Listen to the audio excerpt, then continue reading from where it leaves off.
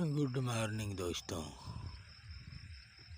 आज मैं कहानी एक लेकर आया हूँ अनाड़ी यादों की।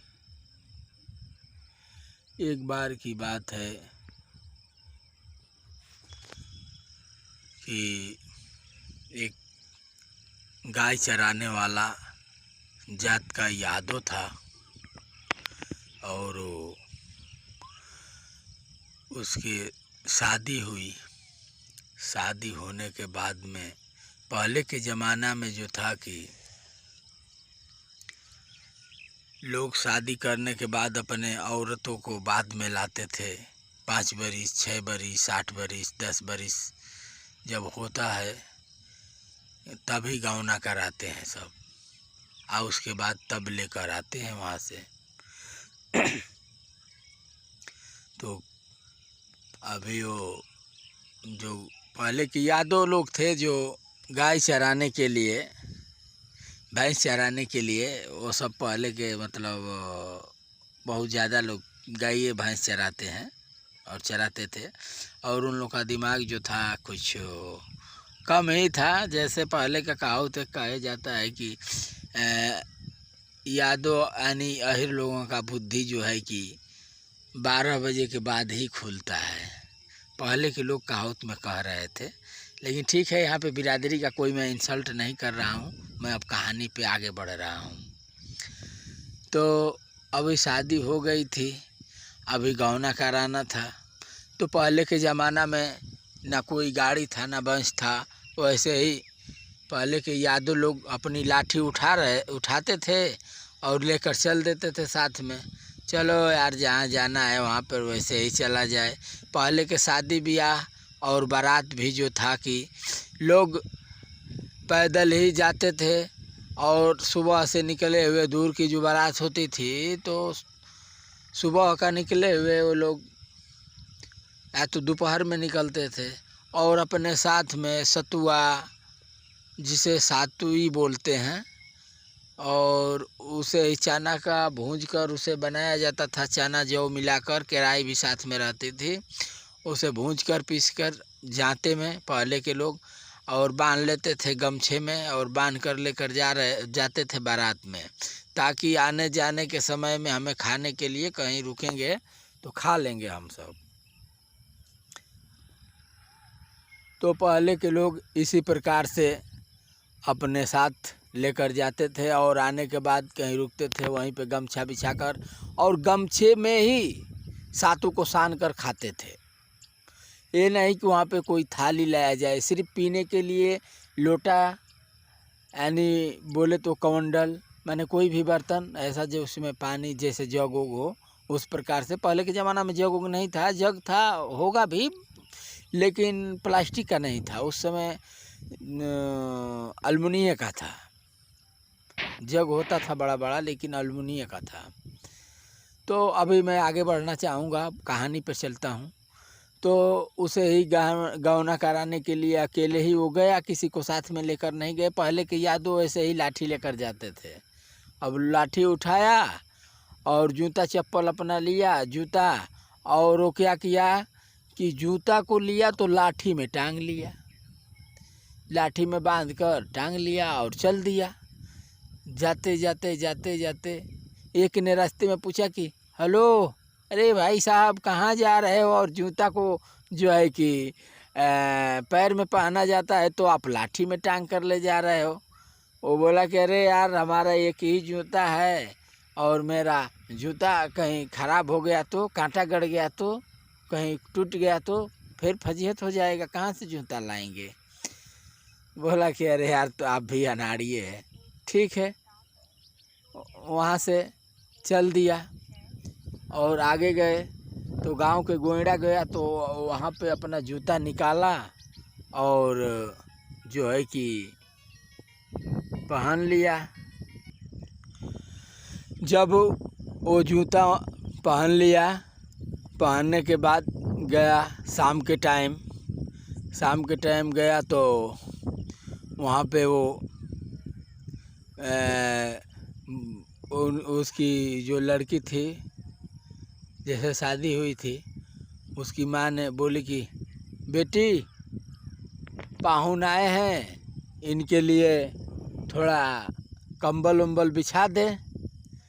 तो ये बोले क्या रे सासू माँ, कंबल क्या बिछाना है, उतना तो हमारी गाढ़े पे बाल है, कम्बल क्या बिछाना है। ठीक है, मैं वैसे ही बैठ जाऊँगा।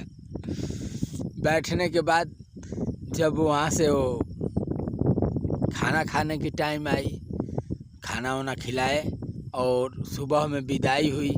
रास्ते में लेकर आ रहा था, आते आते आते एक जगह जो कि एक नारा पड़ा पानी वाला, पानी उसमें बह रहा था, करियाई भर पानी था उसमें कमर तक।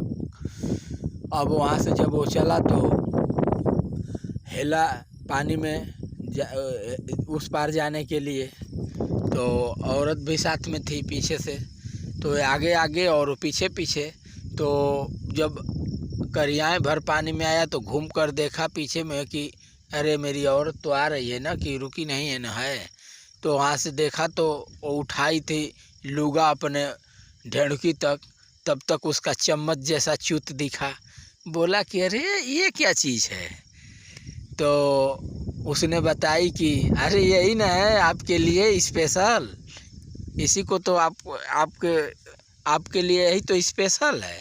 तो बोला कि मैं तो इसे तुरंत उड़वा दूंगा, चलो घर लेकर मैं तुरंत इसे ख़त्म कर दूंगा मैं खाकर। तो बोले ठीक है। अब घर आए तो बोला कि मुझे दो, मैं उसे उड़वाऊँगा, ख़त्म करूँगा। बोली कि ठीक है, लेकिन इस समय अभी थोड़ा कुछ टोला पड़ोसा के लोग आए हैं, चले जाने दो, उसके बाद से रात में आना तो मैं दूंगी। अभी अब फिर चला गया भैंस चराने, और भैंस चरा कर आया तो शाम हुई तो खाना वाना खाए और सोने के गए तो अपना कहा कि अब दो मैं उड़वाऊँ, और उसे वो उड़वाने लगा। अब रात भर में 4-5 बार उसको चोदने के बाद जब वहाँ से वो, अब वैसे ही दिन में जब आ जाता था, सुबह में भैंस चरा कर आता था दोपहर में, तो खाना खाने से पहले वो बोलती थी कि पहले उड़वा लो उसके बाद खाना खाओ। फिर उसको फिर करता था सेक्स करने के बाद में वो फिर खाना खाता और अपने भैंस में चला जाता। ऐसे ही 2 महीना 3 महीना गुजर गया और वो बहुत दुबला पतला हो गया। हट्ठा कट्ठा नौजवान था और दुबला पतला हो गया। तो संगी दोस्त बोले कि अरे यार क्या कर दिया, इतना सब की तो अपना शरीर सब बिगाड़ लिया है, इतना बूढ़े जैसा लग रहा है। बोला कि मैं क्या बताऊं यार, अपने औरत से बोला कि ये चम्मच जैसे सुतोही जैसे तुम ली हो, उसे तो मैं तुरंत उड़वा दूंगा, और जो कि मुझे अब खाना खाने जाता हूँ तो पहले बोलती है कि इसे ख़त्म कर लो, उड़वा लो, उसके बाद ही खाना खाओ। तो मैं पहले एक बार करता हूँ फिर खाता हूँ, और रात भर पूरा मुझसे ऐसे ही करवाती है यार, मैं बहुत परेशान हो चुका हूँ। तो वो बोला कि दोस्त लोग बताए कि ये किसकी उपाय है। तो बोले कि भाई बता यार। तो पहले के मोटे दिमाग के थे, बुद्धि और यानी यादव लोग। तो वहाँ से फिर वो बताया कि चल डबरे में, एक डबरा था वहाँ पे पानी का, उसमें से पानी उदा कर एक चारंगा पकड़े, मछली गिरई जैसी होती है वो, और उसे पकड़ कर ले गया और बताए सब कि उसको उसके चूत में ढकेल के छोड़ देना और बोलना कि ले आज मैं काट दिया हूँ। लेकर गया और उसी तरह से काम किया, और करने के बाद लास्ट में डालकर छोड़ दिया और बोला कि ले मैं काट कर इसी में छोड़ दिया। और वो लड़की के पास अब उस दिन से जाना बंद कर दिया। और वो लड़की अब बहुत, जो औरत थी उसकी, और बहुत दुख में रहने लगी। और उसके पिताजी आए और विदाई किए, सब लेकर चले गए घर पे। घर पे जब गए तो वहाँ से वो आने का नाम ही नहीं ले रही थी। तो उसकी बहन पूछी कि दीदी क्यों नहीं जा रही हो। अरे मैं क्यों जाऊँ, उसके पास कुछ है ये नहीं है, वो काट कर सब ख़त्म कर दिया है। तो वे सब बोले कि ठीक है, जब काट के ख़त्म कर दिया है तो कोई दिक्कत नहीं है, अभी उसको बुलाते हैं। अब गया है विदाई कराने के लिए, तो विदाई कराने गया तो चेक करने के लिए रात में सोने के लिए उसके साथ में उसकी बहन आई। कुंवारी थी वो। जब आई तो ये लोग सभी लोग बोल चुके थे कि इसका हथियारे नहीं है। जब रात हुआ, खा पी कर सोए ये लोग, तो रात में उसकी बहन पे चढ़ गया। चढ़ने के बाद में उसको भी सेक्स किया पूरा रात भर। उसको एकदम तड़फड़ाने लगी, वो भागने लगी उसके पास से, इसलिए कि अब वो खा पी कर फिर वैसे ही हो गया था।